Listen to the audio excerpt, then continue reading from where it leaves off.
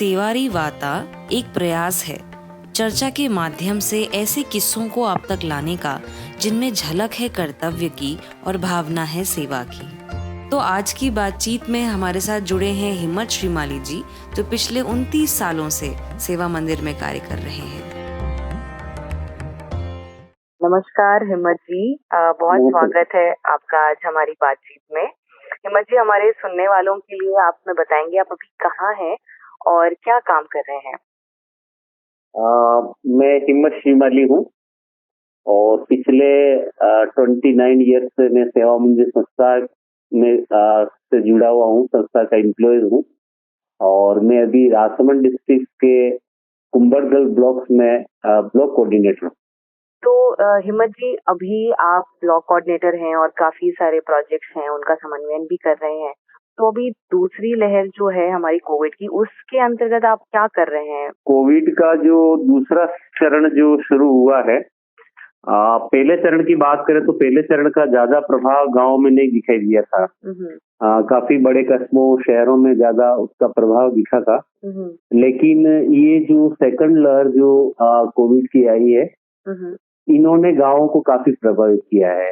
मोटे मोटे 3-4 कारण है जो गांवों में, हमारे डिस्ट्रिक्ट में और हमारे ब्लॉक्स में, जिन गांवों में फैला है। पहला तो ये है कि राजसमंद डिस्ट्रिक्ट, आप सबको पता होगा, राजसमंद में कुंभलगढ़ जो हमारा ब्लॉक है वो ऐतिहासिक तौर पर भी फेमस है और पर्यटक की दृष्टि से भी काफी बाहर के लोग हैं। दूसरा ये है कि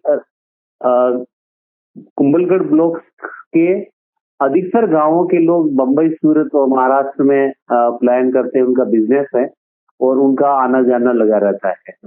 तो सेकंड जो दौर आया है कोविड का, उस दौरान भी लोगों का आना जाना रहा। राजसमंद डिस्ट्रिक्ट में 17 अप्रैल को चुनाव थे, उससे भी लोग बाहर से आए। इस दौरान शादियां भी थी जिससे लोगों का आना जाना हुआ और ये फैलने का कारण बना। दूसरा, राजसमंद डिस्ट्रिक्ट के गांव जो है वो सेचुरेशन में क्लोज हैं, जो बस्तियां हैं काफी आस पास में है, टाउनशिप में कस्बे हैं, जिससे भी ज्यादा प्रभावित हुआ है, ज्यादा फैला है। तीसरा मोटा कारण बाहर के लोगों का आना, और यहाँ के लोगों ने भी उस कोविड को उतना गहराई से नहीं लिया कि हाँ ठीक है आया है, पहले की तरफ थोड़ी सावधानी रखेंगे तो चला जाएगा। लेकिन ऐसा हुआ नहीं और लोग इफेक्टिव हो गए। तो इन सब के मद्देनजर हिम्मत जी, फिर अभी आप और आपकी टीम क्या राहत के कार्य या क्या जागरूकता के कार्य में काम कर पा रहे हैं? सेकंड लेयर को शायद हम भी उतना समझ नहीं पाए थे, और प्रारंभिक दौर में हमारा जो ब्लॉक टीम में लगभग 15 का स्टाफ है, उसमें से हम 3-4 लोग पहले से ही इस कोरोना की चपेट में इफेक्टिव हो गए, हमारे टीम मेंबर में से। और काफी लोग बाहर के हैं, उदयपुर डिस्ट्रिक्ट से, उदयपुर डिस्ट्रिक्ट के बाहर से भी है और स्थानीय लोग भी है। लेकिन उनमें से हम 5-6 लोगों की टीम पहले से ही अप्रैल में कोरोना इफेक्टिव हो गई थी। और उस दौरान हमने भी उतना उसको लिया नहीं, लेकिन कहीं न कहीं हम भी सावधानी रखी, फिर भी कहीं न कहीं हम चपेट में आ गए और वो कोरोना से हम उभरे हैं और वापस रिकवर होकर टीम अभी हमारी फील्ड में उतरी है। लेकिन जब हम कोरोना से इफेक्टिव और रिकवर होके आए, तब यहाँ की स्थितियां काफी बदतर हो गई थी। जो हमारे हालात ऐसे रहे कि वो हमारे हाथ में नहीं थे। हर गांव में लोग बीमार थे, सर्दी, खांसी, जुकाम, बुखार, और जिन्होंने जांच कराई वो पॉजिटिव, बाकी हर घर में बीमार थे। और इस दरमियान अप्रैल के सेकंड वीक में काफी गाँव में इससे डेथें हुई है। जो किसी गांव में 2-3 और अधिकतम 5-6 लोगों की भी डेथ राजसमंद डिस्ट्रिक्ट में हुई है।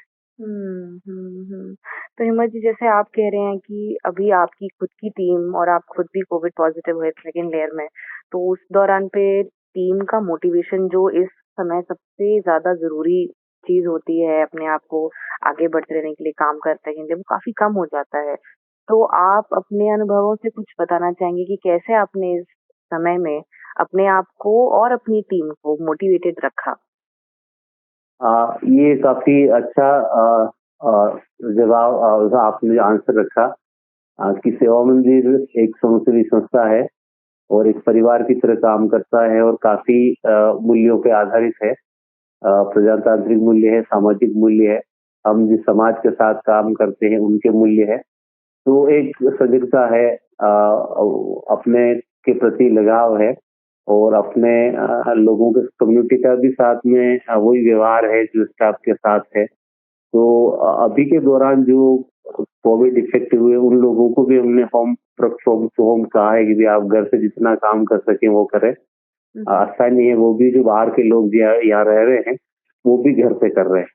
दूसरा ये कि भाई जो लोग हम रिकवर होके आए हैं और जिनको वैक्सीन लग गया है, तो हमारे 2-3 लोगों के वैक्सीन लगा है, तो हमने हिम्मत करके फील्ड का जो पूरा काम है वो हम जो वैक्सीन वाले लोग हैं जो इफेक्टिव होकर रिकवर होके आए और जिनको वैक्सीन फर्स्ट डोज लग गया है, वो टीम हम फील्ड का काम संभाल रहे हैं। दूसरा काम जो है जो हमारे युवा है जो 18 से 35-40 के बीच है जिन्हें वैक्सीन नहीं लगा है, कुछ इफेक्टिव भी हुए हैं, वो टीम सारी हमारा दूसरा मैनेज का काम कर रही है। डेटा लाने का काम है, डेटा का डालने का काम है, तो उस तरह का कर रही है। और ये भी हमने कहा है कि भाई जो जिनको वैक्सीन नहीं लगा है वो घर से काम करे, और जो हम लोगों को वैक्सीन लगा है वो हम फील्ड का संभाल रहे, तो उनको भी एक धैर्य आ रहा है कि हमारे जो टीम के सीनियर्स लोग हैं सेवा मंदिर के जो इफेक्टिव भी हुए लेकिन वो लोग काफी फील्ड में संभाल रहे हैं, तो उनको भी हिम्मत आ रही है और वो भी काम अच्छी तरह से कर रहे हैं।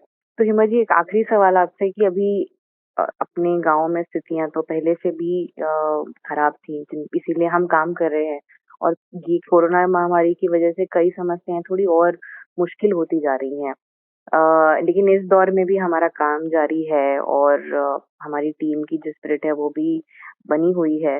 तो आप आने वाले समय के लिए कोई ऐसा संदेश है जो आप देना चाहते हैं, जो भी इसे सुन रहे हो, जिन्हें उम्मीद मिले ये सुन के कि हाँ हम काम करते रहें, आगे लगे रहें, ऐसा कोई संदेश हिम्मत जी?